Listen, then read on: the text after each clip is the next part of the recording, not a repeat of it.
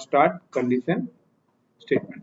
देखिए condition statement का process क्या है ना, इसके अंदर हम यूज करते हैं इफ, ठीक है ना।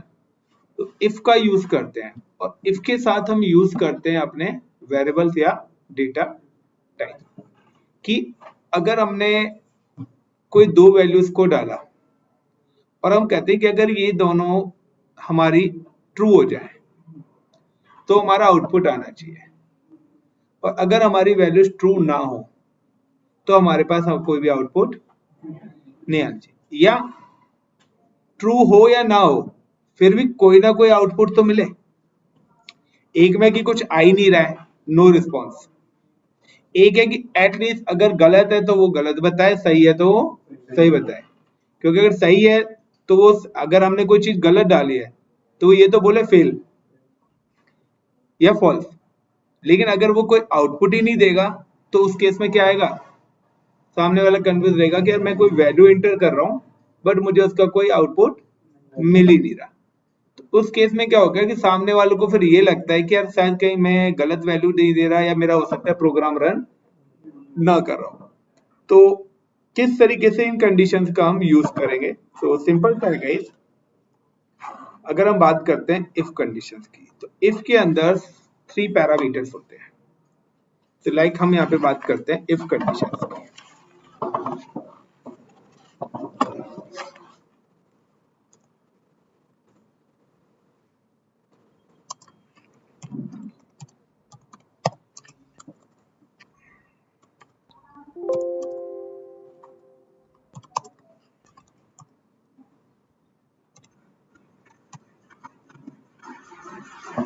इफ कंडीशन की हम बात कर रहे हैं।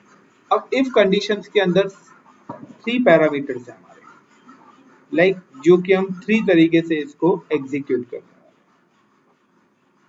तो तीनों के बारे में हमें पता होना चाहिए वन बाय वन कि एज पर द रिक्वायरमेंट हम किस चीज का कब और कहां पर यूज करने वाले हैं। तो अगर हम इन टर्म्स की बात करते हैं,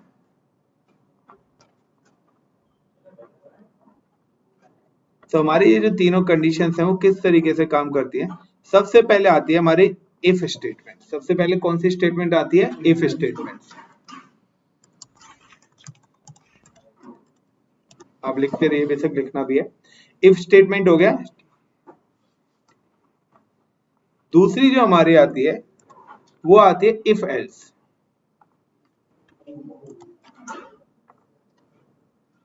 दूसरा जो हमारा आ रहा है वो हमारे पास आ रहा है if else.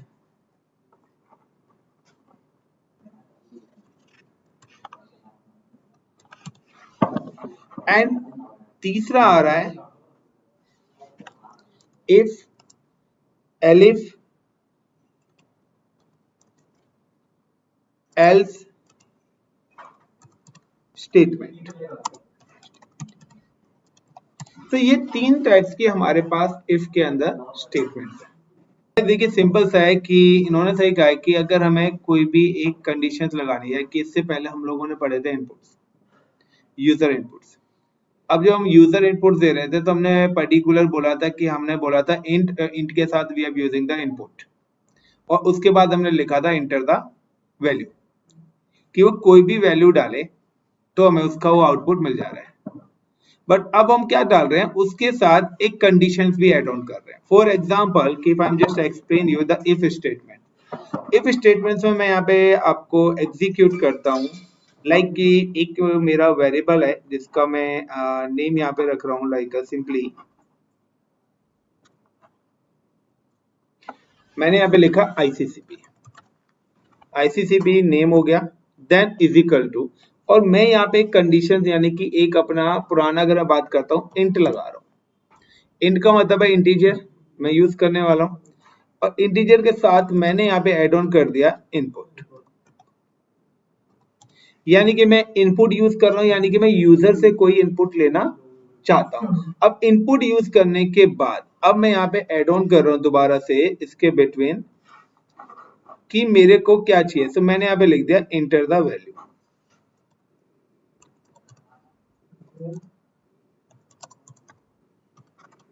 Enter the value 1। मैंने यहाँ पे क्या कर दिया, सिंपल सा एड ऑन कर दिया। एड ऑन करने के बाद आपको पता है कि आपको डबल कोट लगाना ही पड़ेगा। ये मैंने यहाँ पर एक नॉर्मल सी एक पहला प्रिंट कर। अब मैं यहाँ पे क्या करता हूँ इसी चीज को, उसके बाद सेकंड नंबर पे हम लोगों ने क्या करा था, सेकंड नंबर पे हमने क्या करा था, डायरेक्ट इसको प्रिंट करा दिया था, यस और नो। लेकिन अब अगर मैं यहाँ पे करता हूँ कि अगर मैं डायरेक्ट प्रिंट करा रहा हूँ तो मैं जो भी वैल्यू इंटर करूंगा वो वैल्यू आ जाएगी। लाइक मैंने यहाँ पे प्रिंट कराया आईसीसीपी को, तो अब मैंने यहाँ पे क्या करा, अगर मैं इसी को प्रिंट कराता हूँ फॉर एग्जाम्पल कि I am just execute this task control C and then open a पाइचार्म।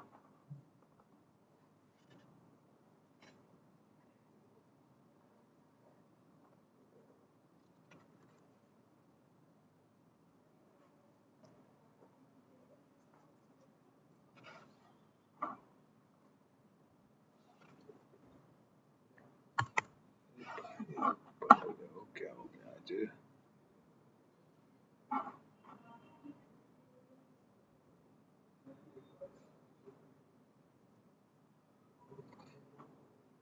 सारे सॉफ्टवेयर में एरर आने लग गया। कल काफी सारी चीजें चेंज करी थी, एक अपडेट आया था रात को,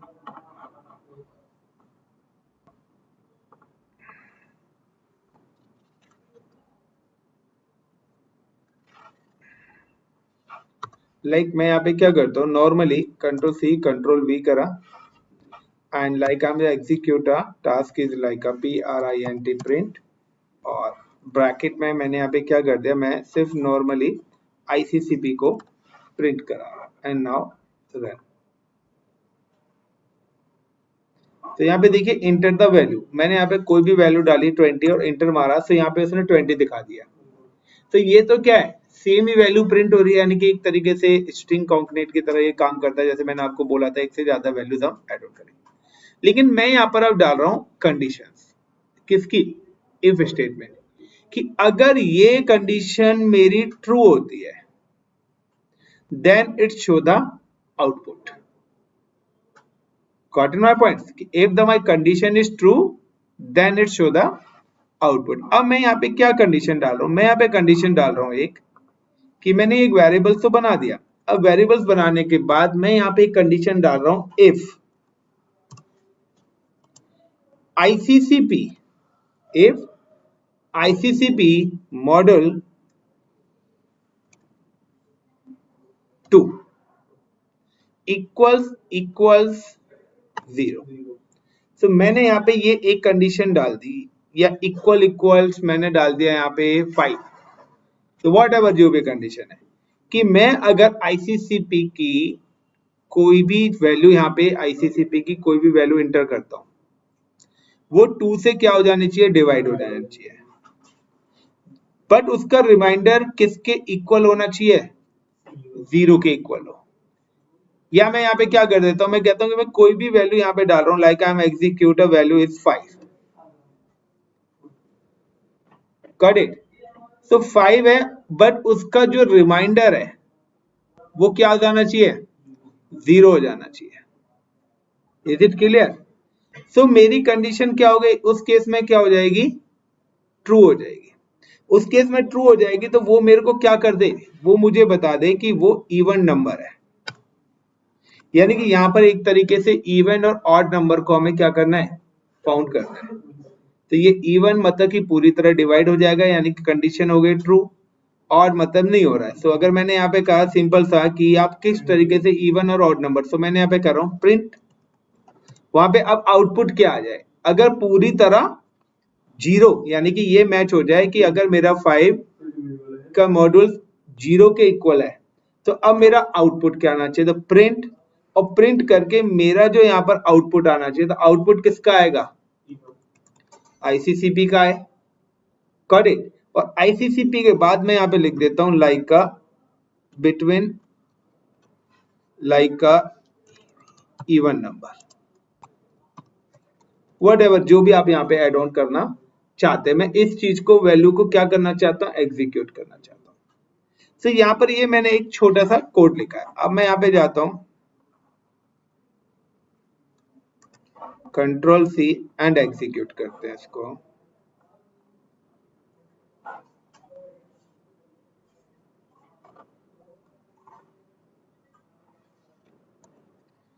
सेम ही प्रोग्राम्स है, बट यहाँ पे क्या चाहिए कि यहाँ पे प्रिंट में मैंने थोड़ा सा चेंज कर दिया इस बार, और यहाँ पे एक इफ कंडीशंस को कॉल कर दिया है। चलिए रन करते हैं हम अपना। तो ये यहाँ पर हमें दे रहा है एरर लाइन।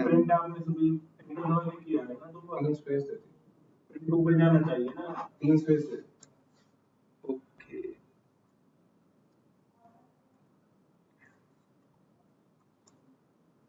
प्रिंट से पहले 3 स्पेस देती है, यहाँ पे एक से भी हो जाएगा। तो एक और कंडीशन है यहाँ पे कि अगर आप मल्टीपल स्टेटमेंट कराते हैं तो प्रिंट एक ही लाइन में होना चाहिए, अगर ये आगे पीछे हुआ तो भी आपको एरर देगा। तो पेंट पे कर रहा था ना, इसलिए कॉपी पेस्ट पे हो गया। लाइक अब मैं यहाँ पे इंटर करता हूँ, अब देखिए मैं इंटर कर देता हूँ यहाँ पे लाइक 4, मैं यहाँ पे 40 कर देता हूँ। मैंने यहाँ पे क्या करा 40 और इंटर कर दिया, तो उसने बोल दिया कि 40 इवन नंबर। लेकिन अगर मैं यहाँ पर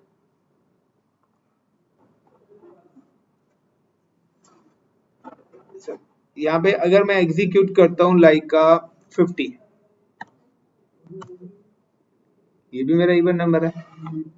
और अगर मैं दोबारा से अगर यहाँ पे एग्जीक्यूट करता हूँ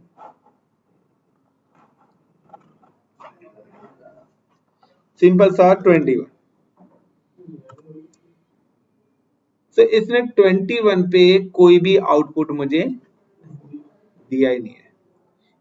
इवन कि मैंने अगर गलत डाला है तो मुझे कुछ तो बताए कि इवन नहीं है, क्योंकि हमने जैसे ही बैकएंड कोड करा है वो उसी कोड के अकॉर्डिंग हमें क्या देगा, रिप्लाई एग्जीक्यूट करेगा। पर ये हमारी जो है ना इफ स्टेटमेंट फिनिश होती है। इफ स्टेटमेंट में हमारी क्या, हम इतनी कंडीशंस को एग्जीक्यूट करते हैं। अब गाइस जब मैंने जैसे ये प्रोग्राम रन कराया था, तो रन कराने के बाद उसने मुझे पूछा था इंटर द वैल्यू 1, और अगर मैंने यहाँ पे वैल्यू 50 ऐड ऑन कर दी तो लाइक 50 क्या है 5 से पूरी तरह डिवाइड हो जाता है और उसका रिमाइंडर 0 और जो इक्वल टू 0 होता है। तो यहाँ पे मेरा जो आउटपुट आएगा वो आएगा 50, और 50 के आगे लिखा आ जाएगा इज अ इवन नंबर। तो this is a answer. So now guys this is my output, जिसको मैंने यहाँ पे करा है कि this is my answer, कि उसने मुझे यहाँ पे पर्टिकुलर पूरा का पूरा आउटपुट एग्जीक्यूट करके दे दिया है।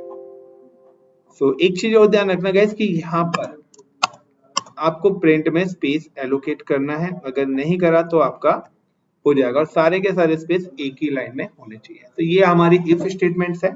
तो इफ स्टेटमेंट में हमने यहाँ पे फाउंड करा है कि how to find a even number.